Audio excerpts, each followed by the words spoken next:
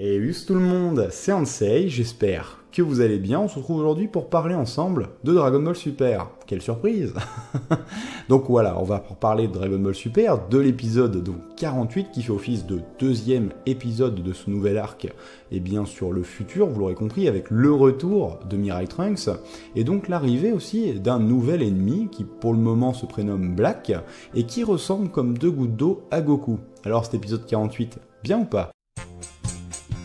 Comme la dernière fois les amis, je vais commencer cette vidéo avec un petit résumé de l'épisode. Si toutefois ceci ne vous intéresse pas, vous pouvez toujours cliquer sur le timer qui s'affiche pour passer directement à mon avis, suivi de mon analyse et mes spéculations sur l'épisode.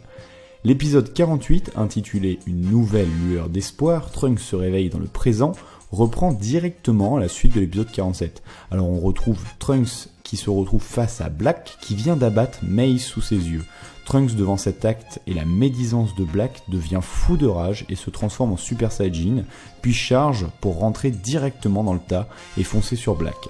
Les deux hommes échangent quelques coups mais Trunks est rapidement neutralisé.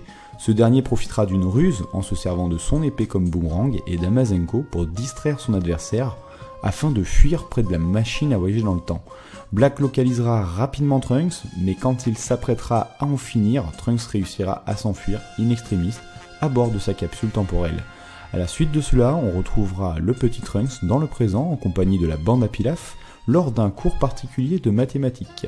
La petite bande verra la capsule temporelle apparaître au-dessus de Capsule Corp et préviendra Bulma qui s'empressera à son tour de prévenir Goku et Vegeta, toujours au royaume des dieux. Quelques déplacements instantanés plus tard, Goku revient avec une poignée de Sanzu, prêt à soigner Mirai Trunks, qui se trouve dans un état critique. Ce dernier finira par reprendre connaissance, mais en voyant Goku à son réveil, Mirai Trunks subira un choc émotionnel et se rappellera la mort de Bulma, sa maman, et Mei, et tente donc de donner un énorme uppercut à Goku. L'épisode se termine dans une confusion des plus totales.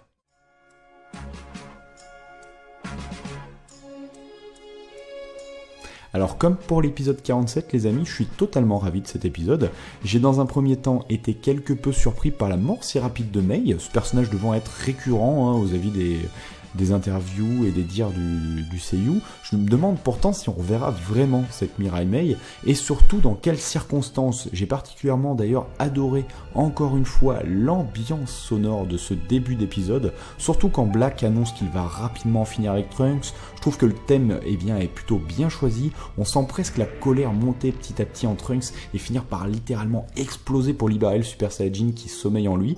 D'ailleurs, pour revenir à cet échange entre Mirai Trunks et Black, il est certes plutôt court, mais vraiment intense j'ai trouvé, que ce soit les impacts, les animations de combat, j'ai beaucoup aimé, ça promet vraiment du lourd pour les futurs combats. Alors ici c'était qu'une petite mise en bouche par rapport à d'autres combats certainement d'une plus grande ampleur, mais en tout cas ça promet beaucoup de bonnes choses et ça fait plaisir. D'ailleurs pour en revenir à l'explosion de colère de Mirai Trunks, j'ai bien aimé finalement le rappel de l'explosion de colère de son père Vegeta face à Bilus. Alors elle me rappelait plus son explosion de colère très similaire à celle du film quand Bulma est frappée et Don't Touch Bulma, voilà la grosse explosion de colère qui est devenue un peu emblématique. Et je trouve que c'est bien que la série utilise une nouvelle fois tout son background, même le plus récent, et pas seulement le vieux Dragon Ball ou Dragon Ball Z. On peut retrouver toutefois aussi le célèbre Mazenko. Alors je pense que vous n'êtes pas passé à côté, et je trouverais ça vraiment bien aussi de faire un petit rappel discret que Mirai Trunks a été entraîné en premier par Gohan, qui lui a eu Piccolo comme sensei, ce qui explique l'héritage de cette technique qui est maintenant devenue emblématique. En termes d'ambiance d'ailleurs, l'épisode garde la même atmosphère, j'avais un peu peur, je vous le disais la dernière fois, que ça perde un petit peu. Pour le moment je trouve pas, non, je trouve même que c'est plutôt bien dosé, les phases entre présents qui relâchent un peu la pression sont plutôt bien dosés, tout s'enchaîne bien, on a des petits retours d'anciens personnages qui sont là aussi un peu pour faire office d'humour, tout ça, non, c'était plutôt bien dosé tout ça. On peut ressentir toutefois le stress de Bulma ou même Vegeta sur ce qu'implique le retour de Mirai Trunks, aussi toute la phase d'incompréhension du petit Trunks du présent, de la bande à Pilaf qui n'ont pas connaissance de tous ces voyages dans le temps. Mention spéciale d'ailleurs en ce qui est en termes d'ambiance pour la scène à couper le souffle de fin où Trunks tente de mettre un uppercut à Sangoku, qu'il part tranquillement. L'échange entre les deux personnages est vraiment magnifique et j'avoue avoir eu un énorme frisson en matant cette scène. Alors si je dois y mettre une petite critique, ce sera plus une crainte en fait pour la suite par rapport à l'utilisation des personnages comme le petit Trunks ne servant plus qu'à émettre de l'énergie pour appeler les renforts, un petit peu à l'image de Gohan face à Freezer. Mais bon, gardons espoir. D'ailleurs, l'absence prolongée de Gohan est plutôt bon signe, je pense, pour la suite. On aura certainement quelques surprises. Bref, dans l'ensemble, encore une fois, un superbe épisode qui soulève de nombreuses questions, notamment autour du personnage de Black. Et grâce à cette intrigue, une intrigue comme celle-ci, on veut tout de suite en apprendre plus et voir tout de suite l'autre épisode. Donc ça, pour moi, c'est une très bonne chose.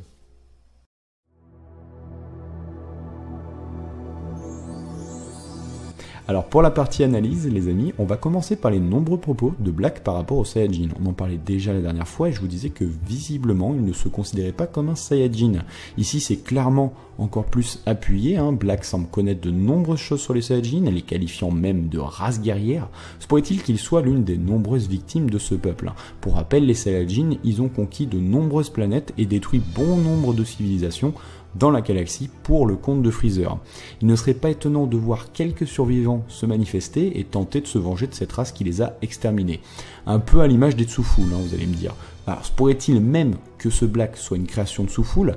J'ai pu voir à plusieurs reprises, je pense que vous aussi, de nombreuses interviews où on nous disait que Akira Toriyama était revenu avant tout pour rectifier les erreurs passées des studios d'animation et reprendre Dragon Ball en main. Alors peut-être que la vision des Tsufoul apportée par les nombreux OAV et Dragon Ball GT ne convenait pas au maître et qu'on aura le droit à une nouvelle vision de ce peuple.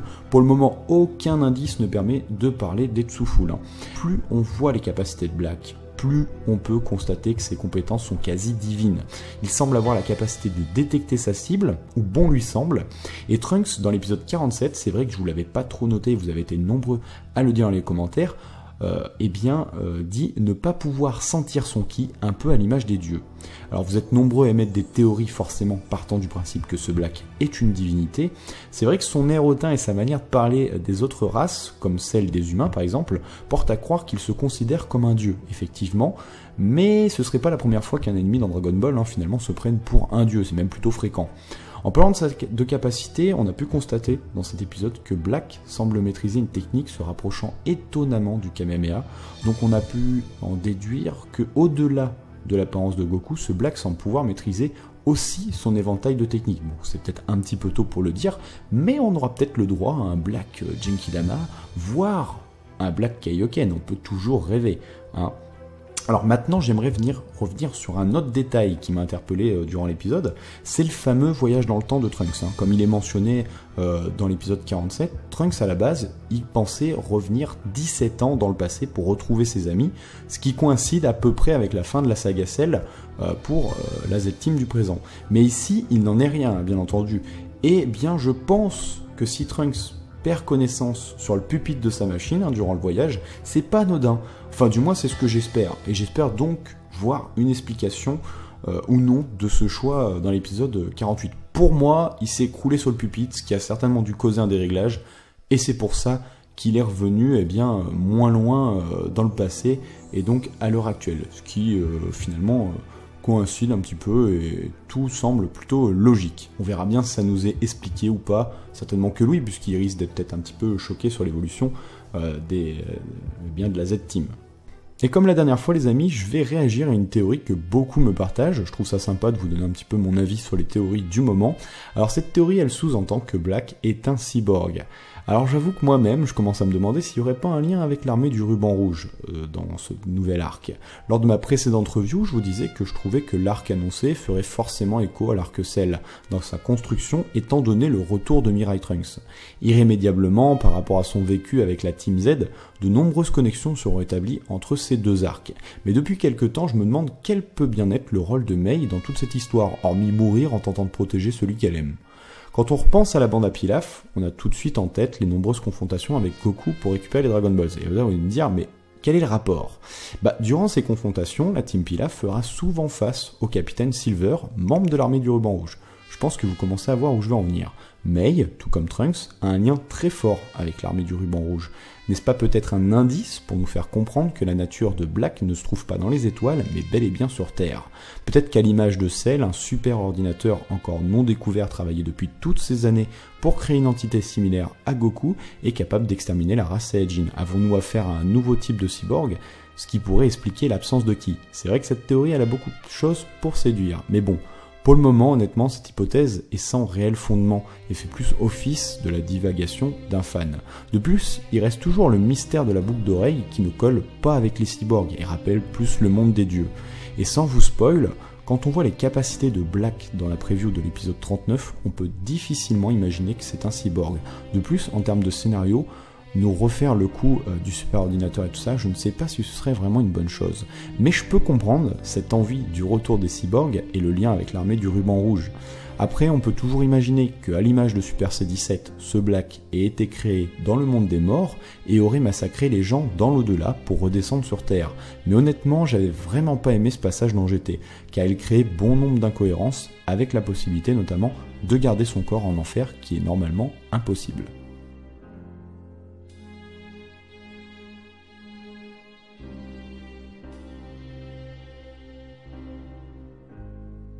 Alors les amis, on terminera cette review avec la preview de l'épisode 49.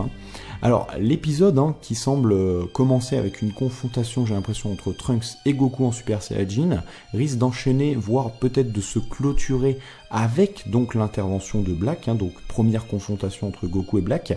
Alors moi j'ai pas l'impression qu'il pourra voyager dans le temps, réellement. J'ai plus l'impression qu'il arrive à communiquer grâce à cette espèce d'anneau qu'on peut voir à un moment donné, et il a certainement peut-être la capacité de créer une sorte de déchirure espace-temps et de pouvoir communiquer. Je pense pas qu'il arrive à vraiment faire le voyage, comme certains le sous-entendent sur les forums, j'ai pu voir.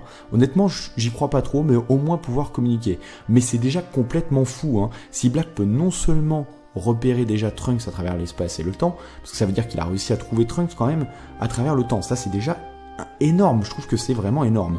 Imaginez un petit peu le potentiel que ce personnage détient, et surtout les possibilités offertes par une telle capacité, ne serait-ce qu'en termes de scénario. Pour moi, c'est vraiment énorme.